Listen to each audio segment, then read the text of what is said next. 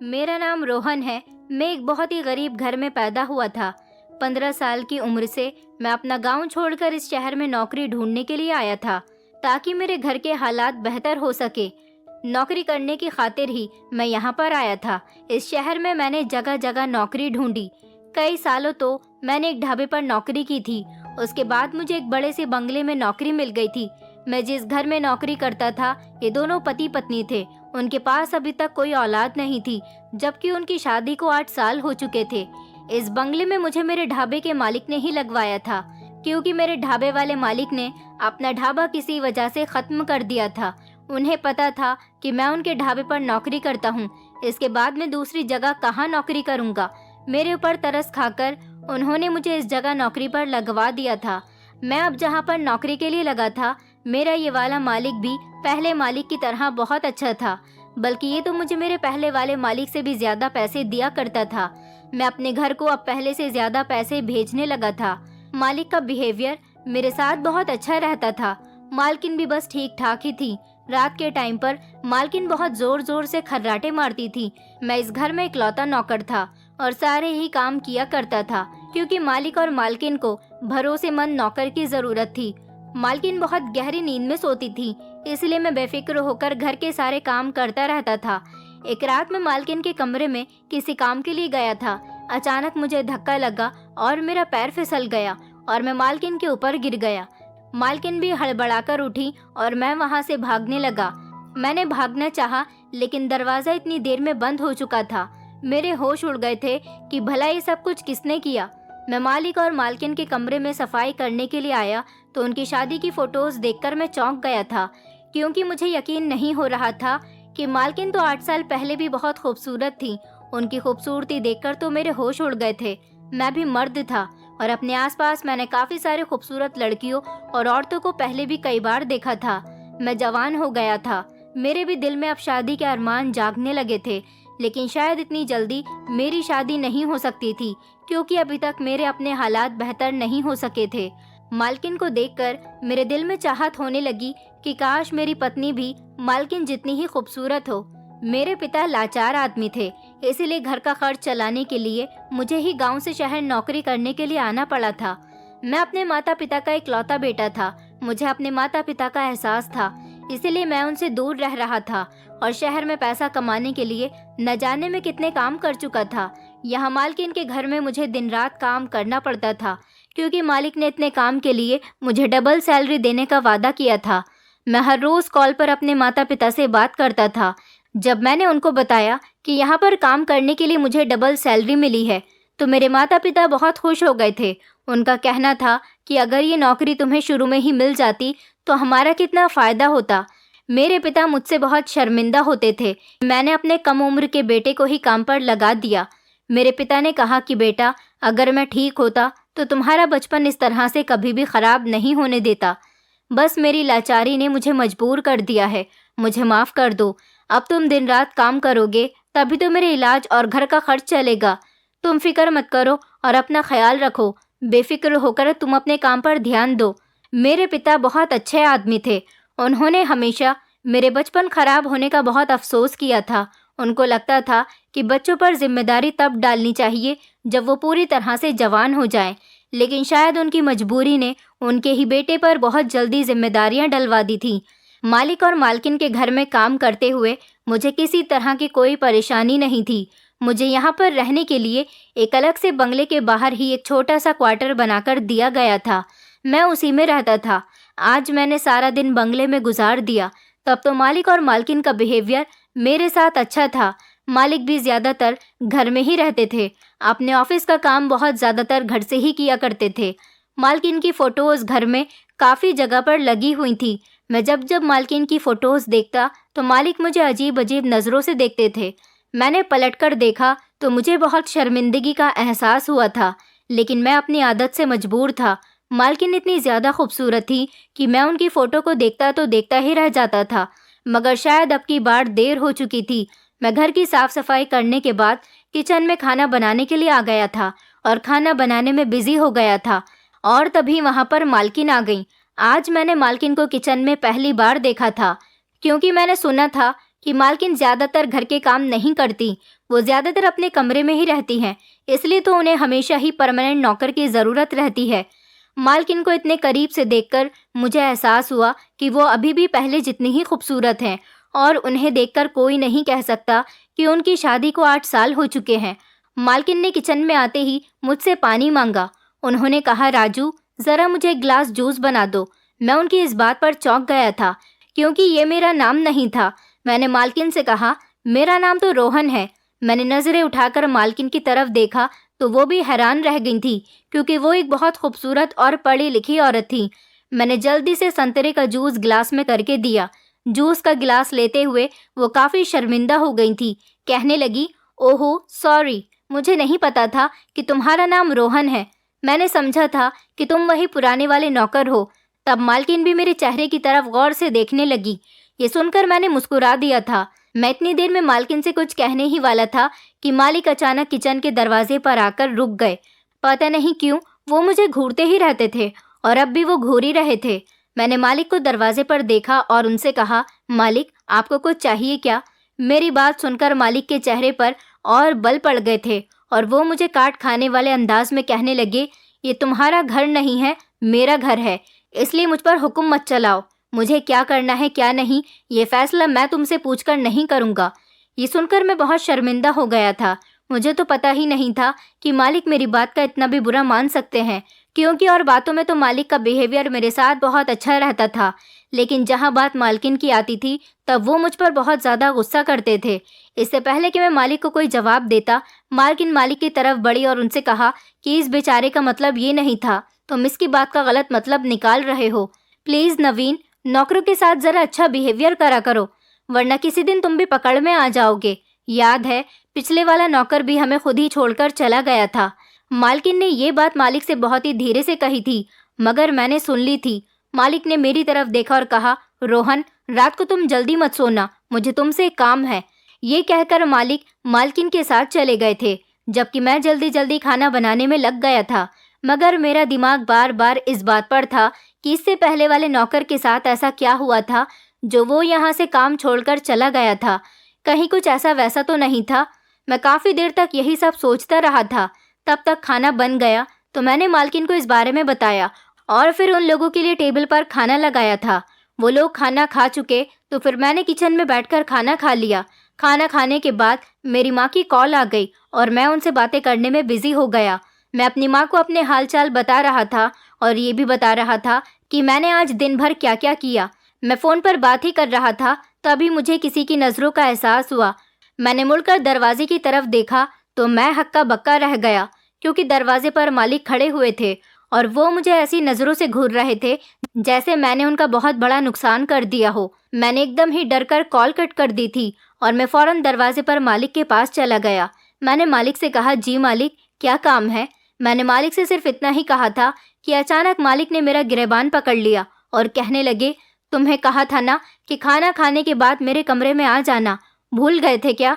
ये सुनकर मैं अचानक चौंक गया। मुझे याद आया कि सच में ये मेरी ही गलती है, लेकिन एक तरफ से तो मैं बहुत परेशान था। शुरू के दिनों में मालिक का बिहेवियर मेरे साथ बहुत अच्छा रहता था। जब मैं यहाँ पर नया नया था, मालिक का बिहेवियर मेरे साथ बहुत अच्छा था। अब जब से मुझे यहाँ पर काम करते हुए 1 हफ्ता होने वाला था और मेरी यहाँ पर नौकरी 24 घंटे की पक्की हो गई थी, तब से ही मालिक का बिहेवियर मेरे साथ बहुत गलत होने लगा था और वो मुझसे अजीब गुस्से वाले बिहेवियर में बातें कर रहे थे। मैंने मालिक से कहा, मालिक मुझे माफ़ कर दो, मुझसे गलती हो गई। मैंने मालिक के सामने हाथ जोड़े तो उन्हें मुझ पर तरस आ गया। वो कहने लगे, चलो फ़ौरन जल्दी से मेरे साथ मेरे कमरे में आओ। उन्होंने मेरा गिरेबान छोड़ दिया था और अपने कमरे में चले गए थे।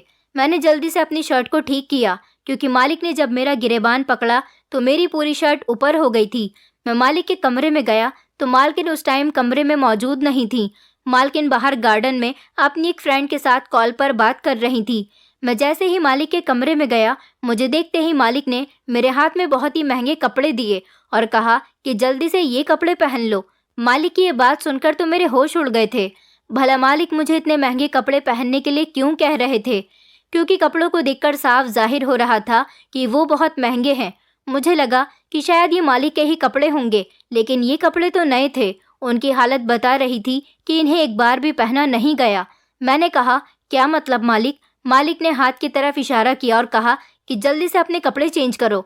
ये सुनकर तो मैं घबरा गया था। मैंने फिर से कहा, लेकिन क्यों मालिक? मैं आपके इतने महंगे कपड़े नहीं पहन सकता। मालिक ने जल्दी से अपने हाथ आगे बढ़ाए और मेरी शर्ट के बटन खोलने लगे और कहने लगे, क्योंकि आज तुम्हारी सुहाग रात है, तुम्हें दूल्हा बनकर अपने दुल्हन के कमरे में जाना है। ये सुनकर तो मैं हक्का बक्का रह गया था। क्या सच में मालिक का दिमाग खराब हो गया था? भला मालिक ये कैसी बातें कर रहे थे?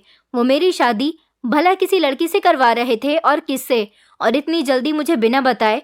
मेरी तो कुछ भी समझ में नहीं आ रहा था। ये बात मैंने मालिक से पूछी तो वो मुझसे कहने लगे कि तुम अपनी मालकिन के पति हो और तुम्हें तैयार होकर उनके कमरे में जाना है। मालिक की बातें सुनकर तो मैं हैरान रह गया था और मेरा मन किया कि मैं अभी यहाँ से भाग जाऊं, मगर मैं कहाँ जाता? इस तरह नौकरी छोड़कर तो मैं यहाँ से नहीं भाग सकता था और रात के इस टाइम अपने घर पर भी नहीं जा सकता था, क्योंकि मेरा घर तो यहाँ से बहुत दूर था। और ऐसे अचानक अपने घर अगर मैं यहाँ से भागकर चला भी जाता तो मेरे बूढ़े माता पिता सोचते कि मैं अचानक नौकरी छोड़कर घर क्यों चला गया हूँ। वो मुझे देखकर परेशान हो जाते। अपने माता पिता को परेशान करने से बेहतर मैं खुद ही इस प्रॉब्लम को हैंडल कर लूँ। इसीलिए मैंने मजबूरी में मालिक के कपड़े पहन लिए और मालिक ने फिर अपने हाथों से मेरे बालों का हेयर स्टाइल बनाया और मेरे ऊपर अपना नया परफ्यूम भी छिड़क दिया, जिसकी खुशबू सारे कमरे में फैल चुकी थी। मुझे अपने सबसे महंगे वाले जूते भी पहनने के लिए दिए। मैं इतना ज़्यादा स्मार्ट लग रहा था कि खुद को पहचान भी नहीं पाया था। मैं दिल में सोचने लगा कि जब मैं अपनी शादी पर दूल्हा बनूंगा तो इसी तरह से खूबसूरत दिखाई दूंगा। लेकिन मेरी दुल्हन, दूल्हे की बात पर अचानक से मेरे दिमाग में मालकिन याद आ गई और मैं परेशान होकर सोच में पड़ गया, क्योंकि मुझे अभी इस हालत में तैयार होकर मालकिन के कमरे में जाना था, क्योंकि मालिक मुझ पर दबाव बना रहे थे। अगर मैं ऐसा नहीं करता तो मालिक मुझे नौकरी से निकाल देते और इस टाइम मेरे लिए नौकरी छोड़ना बहुत बड़ी मुसीबत का सामना है। इस मुसीबत से निकलने का रास्ता मैं सोच सोच कर थक चुका था। मुझे मालकिन देखते ही पसंद बहुत ज़रूर आई थी, लेकिन मेरे दिमाग में उनके लिए कभी कुछ गलत नहीं था। ये मेरे मालिक का हुक्म था, जिसे अगर मैं नहीं मानता तो मुझे इस नौकरी से हाथ धोना पड़ता।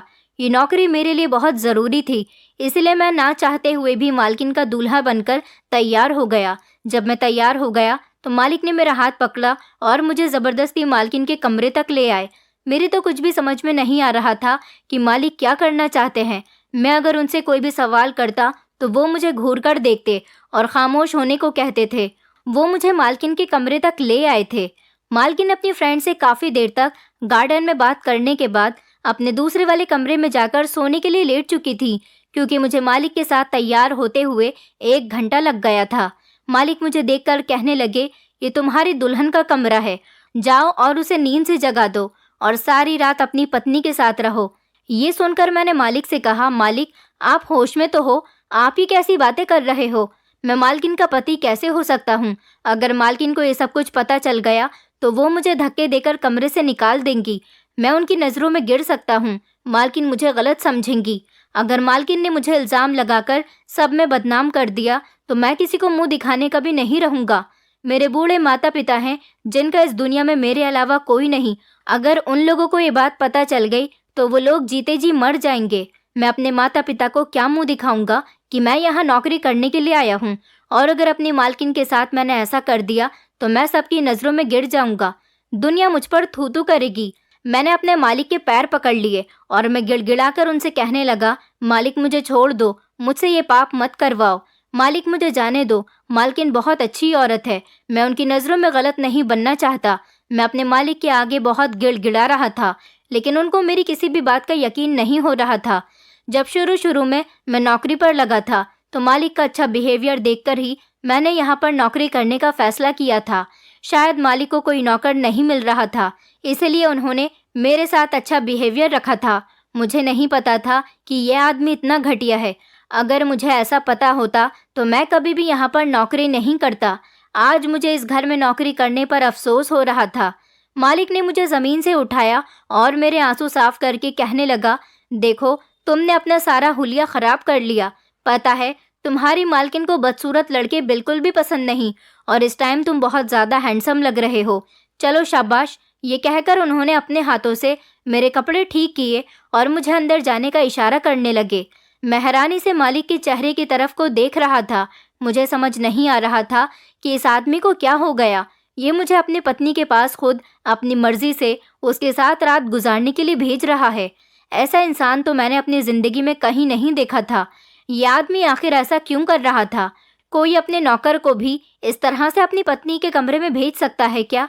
मैं अभी यही सब कुछ खड़ा हुआ सोच रहा था कि मालिक ने कहा कि जाओ जल्दी अंदर जाओ, तुम्हारी पत्नी तुम्हारा इंतजार कर रही है। अगर तुमने मेरी पत्नी के साथ सारी रात गुजार ली तो मैं तुम्हें सुबह इनाम दूंगा। मालिक को ये अच्छी तरह से पता था कि मैं गरीब नौकर हूँ। शायद वो मुझे पैसे का लालच दे रहा था कि मैं लालच में आकर उनकी पत्नी का पति बनने के लिए तैयार हो जाऊं। मगर मुझे पैसों का लालच बिल्कुल भी नहीं था। इसलिए मैंने मालिक से कहा कि मुझे पैसों का लालच मत दीजिए।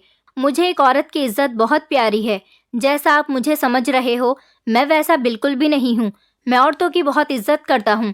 कभी मैंने औरतों को आंख उठाकर देखा तक नहीं। ये सुनकर मालिक को गुस्सा आ गया और उन्होंने मेरे कान में कहा, तो फिर तुम तैयार हो जाओ, क्योंकि आज और इसी वक्त मैं तुम्हें यहाँ से धक्के मारकर निकालने वाला हूँ, और अगर यहाँ से नहीं निकलना चाहते हो तो फिर तुम्हें कमरे में जाना होगा। ये कहते ही मालिक ने कमरे का दरवाज़ा खोला और मुझे अंदर धक्का दे दिया। मैं सीधा बेड पर मालकिन के ऊपर जाकर गिरा था, जो बेड पर करवट लिए सो रही थी।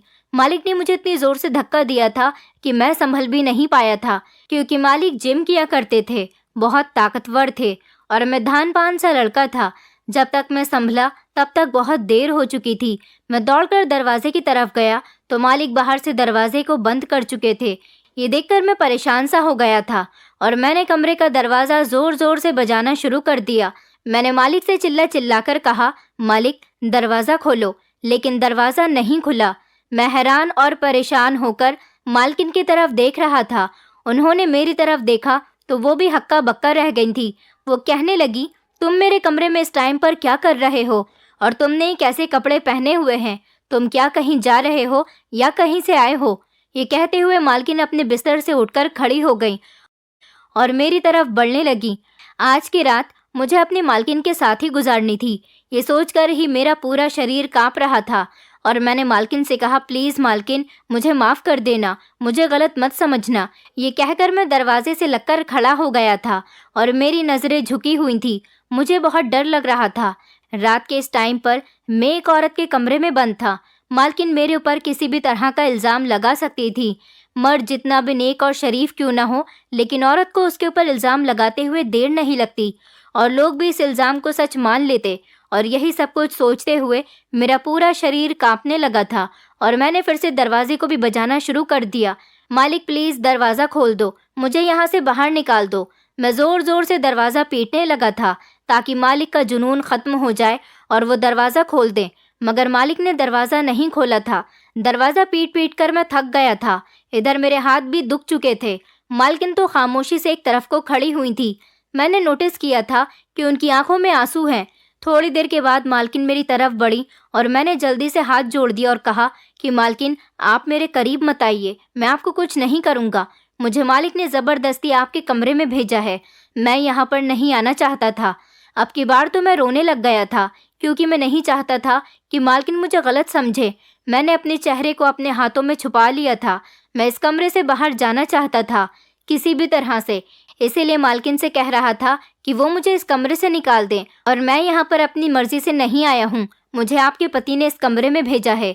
मालकिन ने कहा कि मुझे पता है तुम इस टाइप के नहीं हो। मैं बहुत शर्मिंदा हो रहा था और मैं मालकिन से कह रहा था कि प्लीज़ मुझ पर कोई इल्ज़ाम मत लगाना। मालकिन मेरे करीब आई और उन्होंने मुझे तसल्ली दी। कहने लगी कि डरो नहीं। मालकिन मेरे करीब आ गई थी, लेकिन मुझे समझ नहीं आ रहा था कि मैं क्या करूं। मुझे डर था कि कहीं मालकिन भी मालिक की तरह मुझे फंसा न दे। मालकिन मुझे छूने की कोशिश कर रही थी। मैंने जल्दी से मालकिन को रोक दिया और उनसे कहा कि मालकिन प्लीज़, आप मुझे गलत मत समझना। ये सुनकर मालकिन ने अपना हाथ रोक लिया।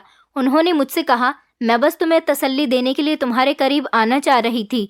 मैं जानती हूँ तुम्हारे मालिक अब सुबह को ही ये दरवाज़ा खोलेंगे, इसलिए तुम्हें होश से काम लेना होगा और अपनी हालत ठीक करनी होगी। मालकिन की बातें सुनकर मैंने अपने चेहरे को जल्दी से साफ किया, मगर मैंने उनकी परवाह नहीं की। मैंने मालकिन से कहा, आप मेरी हालत की परवाह मत करो, आप मेरी हालत की परवाह मत करो। आप बस मालिक से एक बार कह दो कि वो दरवाज़ा खोल दें। मैं अपना सामान पैक करके यहाँ से चला जाऊँगा और कल से नौकरी पर भी नहीं आऊँगा। मैं गरीब इंसान हूँ, मैं किसी मुसीबत में नहीं फंसना चाहता। मैं नहीं चाहता कि मेरे माता पिता को मेरी शर्मिंदगी उठानी पड़े। ये सुनकर मालकिन ने कहा, लेकिन वो सुबह होने से पहले दरवाज़ा नहीं खोलेंगे। मैं अपने पति को अच्छी तरह से जानती हूँ। ये कहकर मालकिन अपने सोफे की तरफ बढ़ी। मैं डर गया था और उनसे कहने लगा कि ये आप ऐसे क्यों कह रही हैं मालकिन? मैं ये कपड़े आपके लिए पहनकर नहीं आया हूँ। ये तो मालिक ने मेरे साथ ज़बरदस्ती की है, मुझे ज़बरदस्ती ये कपड़े पहना दिए। ये कहकर मेरे चेहरे पर पसीना आने लगा था। मालकिन ने मेरी तरफ देखा और कहा कि मैं जानती हूँ, मगर तुम सारी रात इस तरह से बैठे बैठे थक जाओगे। तुम बेड पर सो जाओ, मैं सोफे पर सो जाऊंगी। मालकिन ने मुझे बेबसी से देखा तो मैं उनसे कहने लगा, आप ये किस तरह की बातें कर रही हो मालकिन? मेरी मालकिन अब सोफे पर लेट चुकी थी और उन्होंने सोने के लिए अपनी आंखें बंद कर ली थी। लेकिन वो ऐसा क्यों कर रही थी, मेरी तो कुछ भी समझ में नहीं आ रहा था। शायद उन्होंने जानबूझकर अपनी आंखें बंद कर ली थी। मालकिन सो चुकी थी, लेकिन मैं अभी तक ज़मीन पर ही बैठा हुआ सब कुछ सोच रहा था। मुझे मालकिन ने कोई बात नहीं बताई थी। मैं सोच रहा था कि अगर किसी औरत के कमरे में कोई मर्द अचानक से घुस आए तो वो घबरा जाती है, लेकिन मालकिन के चेहरे पर मुझे किसी तरह की कोई भी घबराहट नज़र नहीं आ रही थी। बस एक अफसोस सा था जो कि वो मुझे नज़र आ रहा था। लेकिन अब वो अफसोस भी शायद ख़त्म हो गया था, क्योंकि मालकिन सोफे पर लेटकर गहरी नींद में सो चुकी थी और पूरा खाली बेड उन्होंने मेरे लिए छोड़ दिया था। सारी रात इसी तरह से सोचते हुए और ज़मीन पर बैठे हुए गुजर गई थी। इसी तरह सारी रात मेरी जागते जागते ही गुजर गई। सुबह हुई तो मैं कुछ ऊँघ सा रहा था, मगर जैसे ही मुझे दरवाज़ा खुलने की आवाज़ आई थी, मैंने फ़ौरन दरवाजे की तरफ देखा और मैं दरवाजे की तरफ चलता हुआ गया, मगर इससे पहले कि मालिक अंदर आ गए थे और मेरी तरफ देखने लगे। मैं कांपने लगा था। मुझे गौर से देखने के बाद वो सोई हुई मालकिन के पास गए और उन्हें नींद से जगा दिया और कहने लगे, उठो सोनिया, काफ़ी देर हो गई है और ये नौकर तुम्हारे कमरे में क्या कर रहा है? ये सुनकर मालकिन जाग गई थी। तभी मालिक ने मालकिन का हाथ पकड़ा और उन्हें साइड पर ले जाकर उनसे न जाने क्या बातें करने लगे थे। वो मेरे बारे में ही कुछ बातें कर रहे थे, जिसे सुनकर मालकिन के चेहरे की रंगत उड़ चुकी थी। ये देखकर मैं चौंक गया था, मगर अब मैं आज़ाद था, इसलिए जल्दी से बाहर जाने लगा था। तभी मालिक ने मुझसे कहा, ठहरो, ये नए कपड़े उतार दो, मुझे कुछ चेक करना है और तुम जल्दी से मालकिन के लिए नाश्ता बना कर लाओ। ये सुनकर मैं फ़ौरन कपड़े चेंज करने के लिए चला गया था। कपड़े चेंज करने के बाद मैंने जल्दी से नाश्ता बनाया और मैं अपने कमरे में आकर लेट गया था। फिर मैंने फ़ैसला कर लिया था, अब मैं यहाँ से चला जाऊँगा। मैं सारी रात मालकिन के कमरे में जागता रहा था, इसलिए मैं बहुत ज़्यादा थक चुका था। मैं जल्दी से किचन में गया और सारा नाश्ता बना चुका था। ये देखकर मैं डर गया, क्योंकि यकीनन अब मेरी शामत आने वाली थी। लेकिन मैं इस वक्त हैरान रह गया जब मालिक ने मुझसे कुछ भी नहीं कहा। लेकिन मैंने सोच लिया था कि मैं आज शाम तक ही अपने गांव के लिए रवाना हो जाऊंगा। मैं टेबल पर नाश्ता लगा रहा था और मालिक मुझे बड़ी गौर से देख रहे थे। उसके बाद मैं किचन में खामोश खड़ा रहा था और मालिक से बात करने का मौका ढूंढ रहा था। मैंने मालिक से मौका मिलते ही बात की और उनसे कहा कि मालिक, मैं आज शाम तक यहाँ से जा रहा हूँ।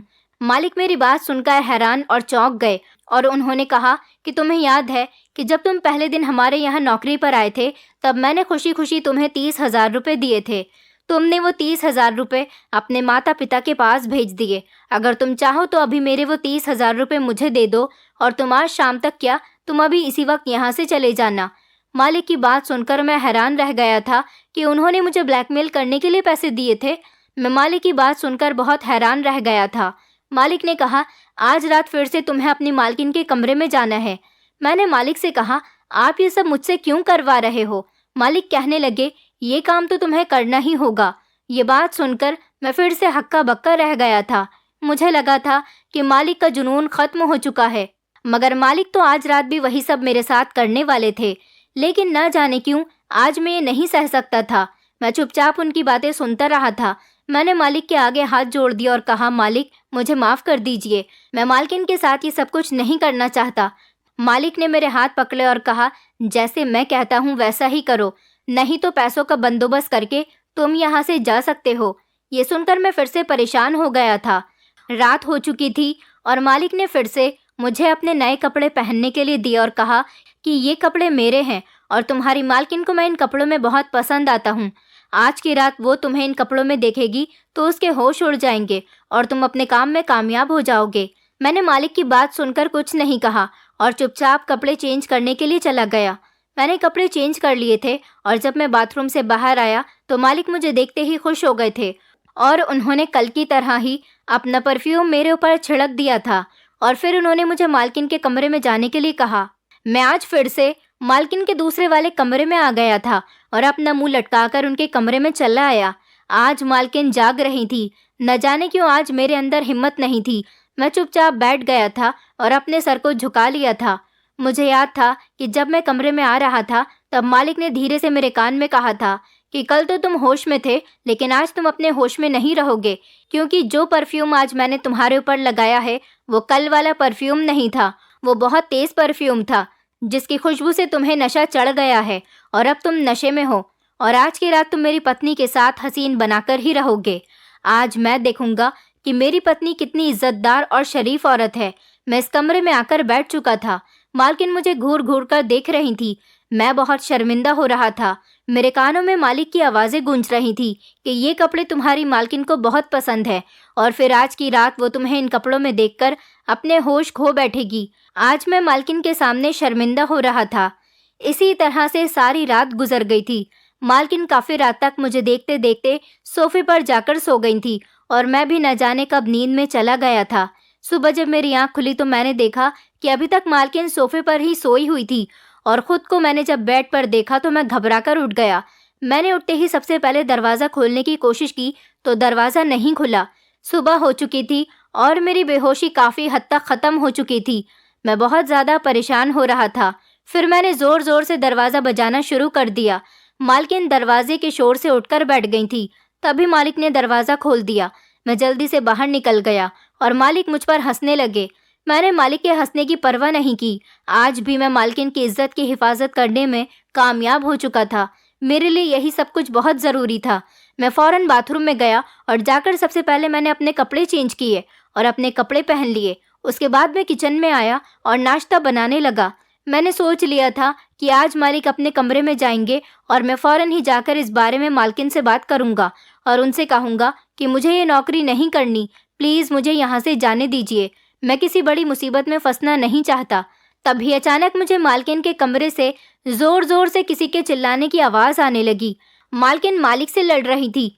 ये शोर की आवाज़ सुनकर मैं मालकिन के कमरे की तरफ गया। खुले दरवाजे से मैंने मालिक और मालकिन को लड़ते हुए देखा। मैंने उन दोनों की बातें सुन ली थी। मालकिन मालिक से कह रही थी कि तुमने हर नौकर के साथ ऐसा ही सलूक किया। वो तो अच्छा है कि कोई भी नौकर मेरे साथ कुछ गलत नहीं करता, नहीं तो मैं ना जाने कितनी बार अपनी इज्जत गंवा चुकी होती। नौकर ही तुम्हारा ऐसा बिहेवियर देखकर घर से भाग जाते हैं, लेकिन तुम अपनी हरकतों से बाज नहीं आते। मालकिन ने मालिक को गिलास में पानी दिया और उनसे कहा कि ये दवाई खा लो। मालिक दवाई खाने के लिए मना कर रहे थे। मालकिन ने उनके साथ ज़बरदस्ती करके उनको दवाई खिला दी। अब मालिक को चक्कर आने लगे और मालकिन ने उन्हें पकड़कर बेड पर लिटा दिया। मालिक सो चुके थे। मैं ये देखकर मालकिन के कमरे के अंदर चला गया था। मालकिन मुझे देखते ही कहने लगी, आओ रोहन, मैं तुम्हारा ही इंतज़ार कर रही थी और उन्होंने मुझसे कहा कि मैं तुमसे एक बात करना चाहती हूँ। तुम पहले हम दोनों के लिए चाय बनाकर लेकर आओ। ये सब देखकर मेरा दिमाग तो पूरी तरह से ब्लॉक हो चुका था। मालकिन कहने लगी, सुना नहीं तुमने, 2 कप चाय बनाकर लाओ, हम दोनों साथ बैठकर चाय पियेंगे और बातें करेंगे। फिलहाल मैंने मालकिन से कोई सवाल नहीं किया और मैं फ़ौरन चाय बनाने के लिए चला गया था। चाय बनाकर मैंने मालकिन के आगे रख दी थी। मालकिन ने मुझसे कहा कि बैठ जाओ, तो मैं बैठ गया था।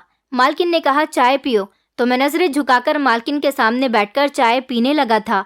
फिर मालकिन ने मुझे अपनी कहानी सुनाना शुरू की। मालकिन ने कहा कि तुम सोचते हो कि ये कैसा आदमी है और अपनी पत्नी को नौकर के हवाले क्यों करना चाहता है। ये आदमी मेरा पति ज़रूर है, लेकिन पिछले 2 साल पहले मेरे पति का एक्सीडेंट हो गया था, जिसकी वजह से इनकी याददाश्त चली गई थी। मेरे पति मुझसे दीवानों की तरह प्यार किया करते थे। मेरे पति को बर्दाश्त नहीं था कि मैं किसी भी मर्द के साथ रहूं। शुरू से ही उनका मुझ पर शक रहता था। जिस दिन उनका एक्सीडेंट हुआ, मैं अपने पति को अपने एक दोस्त के साथ मिलकर उन्हें अस्पताल ले गई थी, क्योंकि मेरा तो इस दुनिया में कोई नहीं है। मेरे पति जैसे ही होश में आया तो उन्हें पागलपन जैसी हालत में भी मुझ पर शक होने लगा था। धीरे धीरे इलाज से मेरे पति तो ठीक हो गए, लेकिन उनके अंदर अभी भी पागलपन वाली बातें कुछ रह गई है। और यही वजह है कि वो घर में आने वाले हर मर्द पर मुझे लेकर शक करता है। उसको लगता है कि हर मर्द के साथ मैं आराम से एडजस्ट हो सकती हूँ।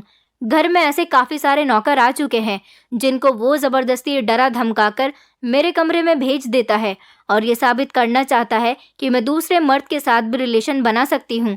ये सब कुछ मेरे पति की बीमारी का ही एक हिस्सा है, वो इसीलिए ये सब कुछ करते हैं। वैसे मेरा पति बहुत अच्छा इंसान है, उनके अंदर कोई बुराई नहीं है, बस उनकी शक वाली बात ने उनको बीमारी में भी नहीं छोड़ा। मालकिन की बातें सुनकर मैं हैरान रह गया था। मेरे मालिक दिमागी तौर पर बीमार थे और मैं उनको गलत समझ रहा था। फिर मालकिन ने मुझसे कहा कि तुम्हें अपने मालिक का बहुत ख्याल रखना होगा, तुम्हें उनको दवाइयाँ टाइम पर देनी होंगी। मैं चाहती तो किसी औरत को भी नौकरी पर रख सकती थी, लेकिन शायद कोई भी औरत मेरे साथ मिलकर मेरे पति का ख्याल नहीं रख सकती। आज तक मैंने ये सच्चाई इसीलिए कभी किसी को नहीं बताई, क्योंकि कोई भी नौकर मेरी बात सुनने से पहले ही यहाँ से भाग जाता, क्योंकि वो सभी मेरा फ़ायदा उठाने की कोशिश करते थे और मैं उनको मार पीट कर भगा देती हूँ। अगर उस रात तुम भी मेरे साथ कुछ करने की कोशिश करते तो मैं तुम्हें भी मारती और तुम भी अगले दिन नौकरी छोड़कर चले जाते। कोई मर्द ऐसा नहीं होता जो औरत का फ़ायदा ना उठाए, मगर तुम बिल्कुल भी ऐसे नहीं हो।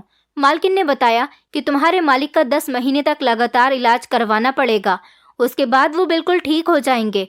मुझे भी पैसों की ज़रूरत थी, मैंने इनकार नहीं किया और मालिक को ठीक करने का फ़ैसला किया।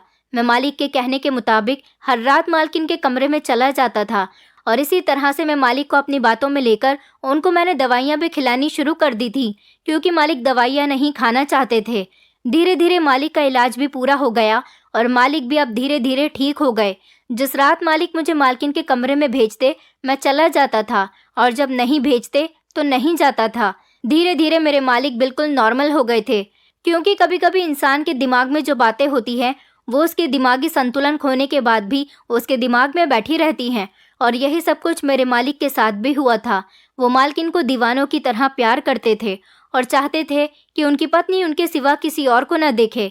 यही बात एक्सीडेंट के बाद भी मालकिन और उनके दोस्त को साथ देखने के बाद मालिक के दिमाग में फिर से आ गई थी और उन्होंने मालकिन को गलत साबित करने का ठान लिया था। मालिक की तबीयत दिन ब दिन अब ठीक होने लगी थी और मालकिन मेरी शुक्रगुजार थी। अब मुझे इस बंगले में नौकरी करते हुए काफ़ी साल हो गए हैं। मालिक बिल्कुल ठीक हैं। मालिक और मालकिन मुझ पर बहुत भरोसा करते हैं और उन्होंने मेरे साथ साथ मेरे परिवार की भी बहुत मदद की है। अब तो मेरी शादी भी हो चुकी है। मेरी शादी मालिक और मालकिन ने ही एक गरीब लड़की के साथ करवा दी थी। हम दोनों पति पत्नी मिलकर मालिक और मालकिन के बंगले में काम करते हैं। मैं अपनी ज़िंदगी में अब काफ़ी खुश हूँ और मालिक का बहुत ख्याल रखता हूँ। शायद मेरे खुश रहने की वजह मेरी नीयत है, क्योंकि कभी भी मेरी नीयत मालकिन पर ख़राब नहीं हुई थी। इसी वजह से मालिक भी ठीक हो सके और मालकिन के साथ भी कुछ गलत नहीं हुआ। दोस्तों, उम्मीद करती हूँ आपको हमारी कहानी पसंद आई होगी।